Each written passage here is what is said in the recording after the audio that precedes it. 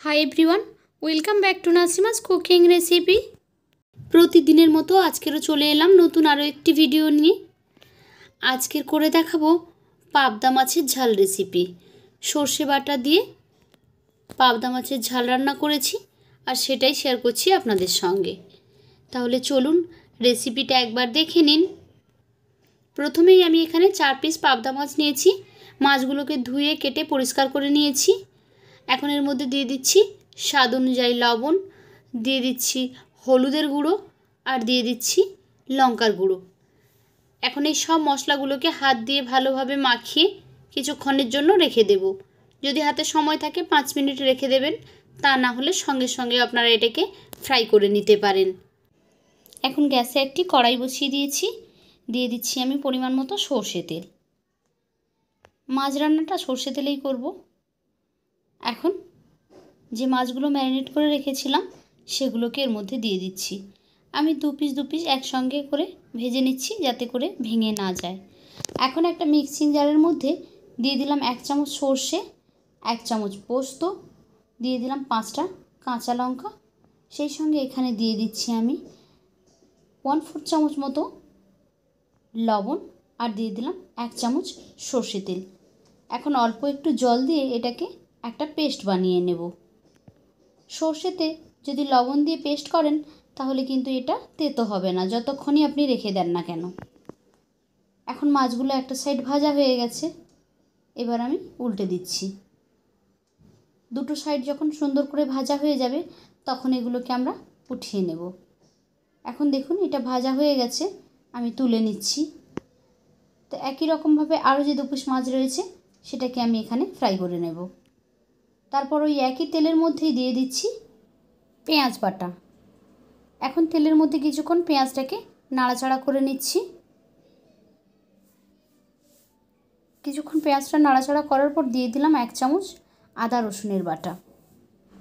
একটু নাড়াচাড়া করে নিয়ে দিয়ে দিলাম আধা চামচ হলুদের গুঁড়ো আর সেই সঙ্গে এখানে দিয়ে দিচ্ছি আমি 1/4 চামচ কাশ্মীরি লঙ্কার গুঁড়ো, যাতে সুন্দর একটা কালার আসে। রান্নাটা আমরা মূলত কাঁচা লঙ্কা দিয়ে রান্না করছি, সেই জন্য তরকারিটার রঙটা একটু সাদা হতে পারে, তাই এখানে একটু কাশ্মীরি লঙ্কার গুঁড়ো ব্যবহার করলাম। মশলাটা কষানো হয়ে গেলে যে পেস্টটা আমরা বানিয়েছিলাম সর্ষে পোস্ত কাঁচা লঙ্কা, সেটাই এখানে দিয়ে দিলাম। এখন খুব ভালোভাবে হাতের সময় নিয়ে কিছুক্ষণ মশলাটাকে আমাদের কষিয়ে নিতে হবে।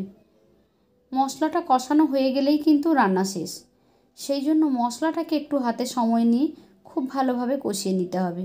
যতক্ষণ না মশলার কাঁচা গন্ধটা পুরোপুরি চলে যাচ্ছে আর মশলা থেকে তেল না ছাড়ছে ততক্ষণ পর্যন্ত কিন্তু আমাদের এভাবে কষিয়ে যেতে হবে। 3-4 মিনিট সময় নিয়ে হাতে মশলাটা ভালো করে কষিয়ে নেবেন। এখন মশলা থেকে তেল ছেড়ে দিয়েছে, দেখুন মশলাটা কিন্তু অনেকটাই কমে এসেছে।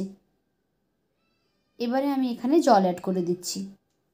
গ্রেভিটা যেমন রাখতে চান সেই অনুপাতে এখানে জলটা অ্যাড করে দেবেন। তারপর আমরা মাছগুলো এখানে অ্যাড করে দিচ্ছি। এই একই প্রসেসে যে কোনো মাছ কিন্তু আপনারা রান্না করতে পারেন, তাতে করে কিন্তু টেস্টটা অনেক বেশি ভালো হয়।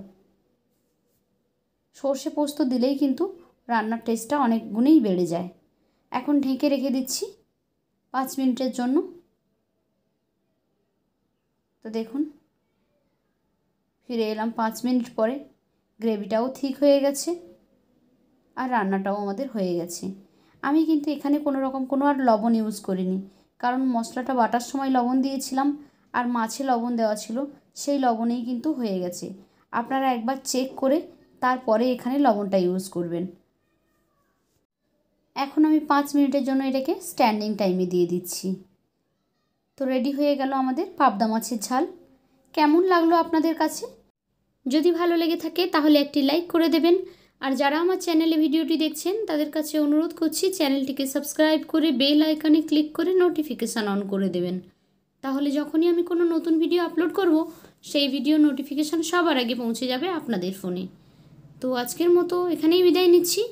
ফিরে আসবো আবারও অন্য কোনো দিন অন্য কোনো নতুন একটি রেসিপি নিয়ে।